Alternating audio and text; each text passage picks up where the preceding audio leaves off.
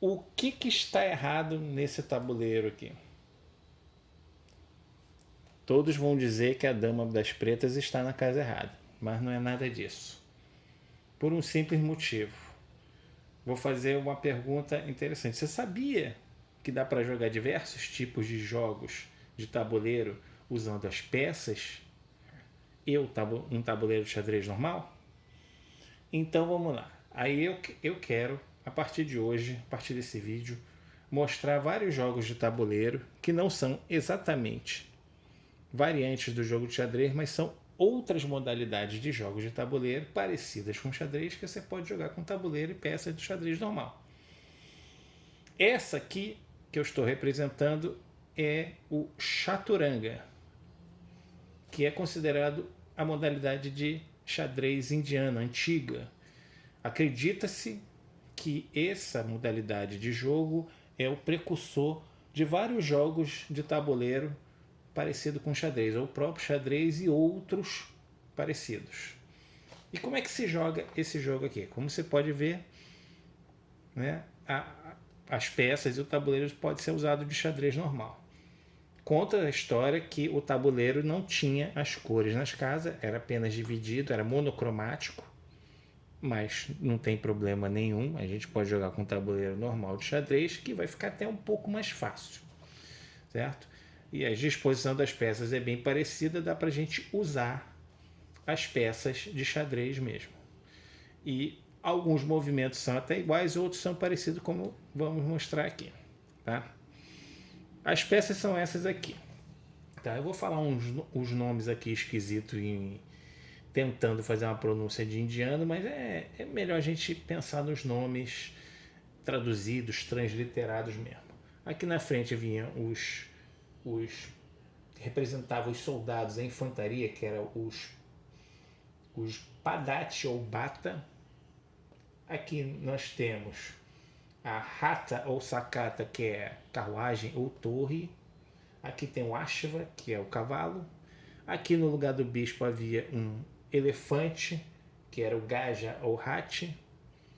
Aqui no lugar da dama tinha um mantri ou senapati, que era conselheiro ou general. E aqui o próprio rei, raja. Tá? Vamos chamar pelos nomes em português mesmo, que fica mais fácil. O objetivo do jogo é mover as peças com tática e estratégia, assim como no xadrez, um pouco diferente por causa dos movimentos, e dar checkmate ao rei. Certo? Existe a captura, que é do mesmo jeito que no xadrez. Por exemplo, uma peça para capturar a outra vai ocupar a posição da outra e vai tirar a outra do tabuleiro. Mesma coisa que acontece no xadrez que a gente conhece. Agora vamos aos movimentos específicos de cada peça. Os peões, eles se movem para frente e captura uma diagonal para frente, assim como no xadrez. O que tem de diferente? Não existe um movimento de duas casas no início. É só de uma em uma casa sempre. Certo? E também a promoção.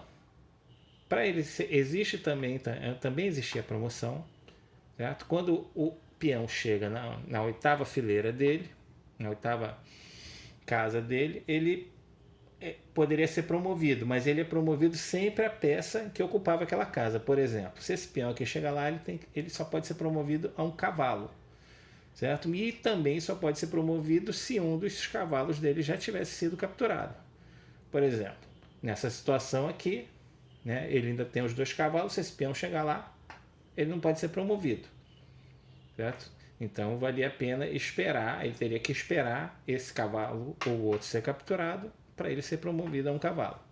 Ou seja, em nenhum momento ele ficaria com 3 cavalos no tabuleiro, por exemplo. Tá? A torre, ela é a mesma coisa que a torre do xadrez que a gente conhece. Quantas casas quiser, horizontal ou vertical. E nós vamos ver que ela é a peça mais forte do jogo. O elefante que tinha aliás, eu estou pulando aqui o cavalo. O cavalo também é a mesma coisa que o cavalo que a gente já conhece.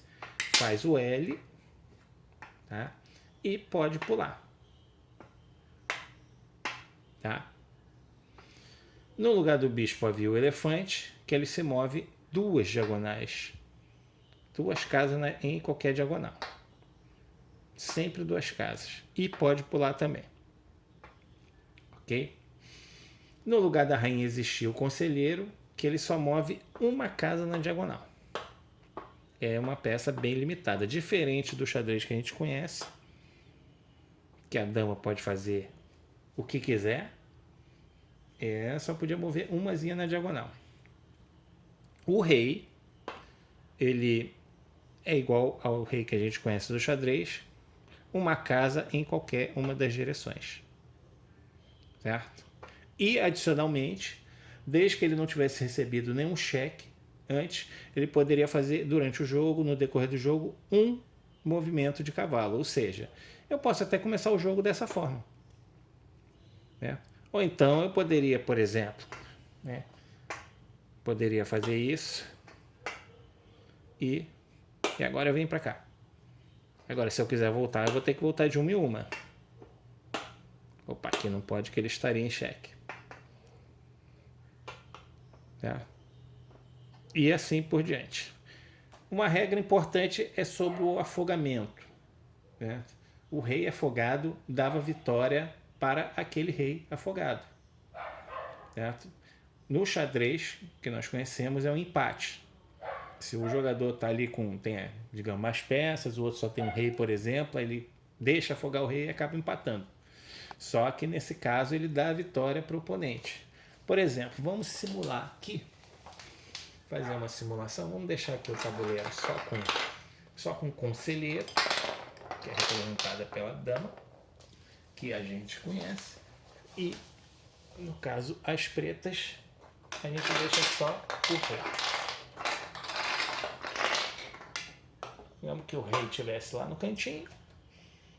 O rei das brancas estivesse aqui, já impedindo que o rei das pretas venha para cá. E o conselheiro estivesse aqui. E fosse a vez das brancas jogar.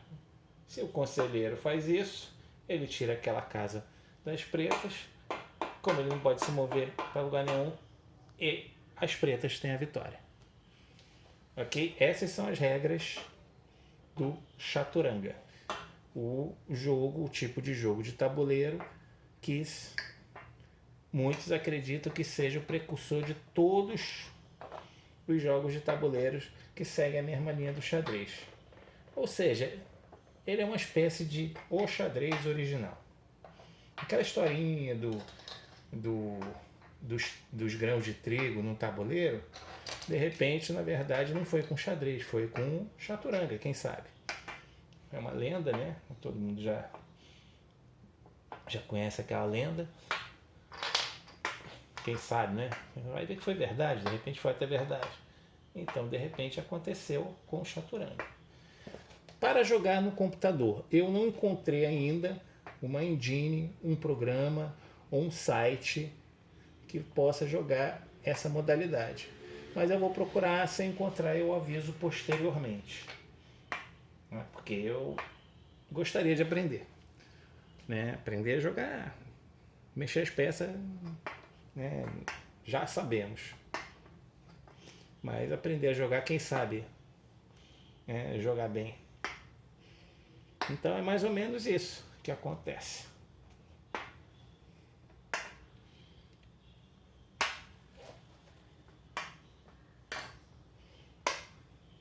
Eu vou trazer nos próximos vídeos outras modalidades de jogos, que é muito interessante esse assunto e que também faz a gente entender um pouco da história do xadrez. Valeu? É isso aí, pessoal. Até a próxima.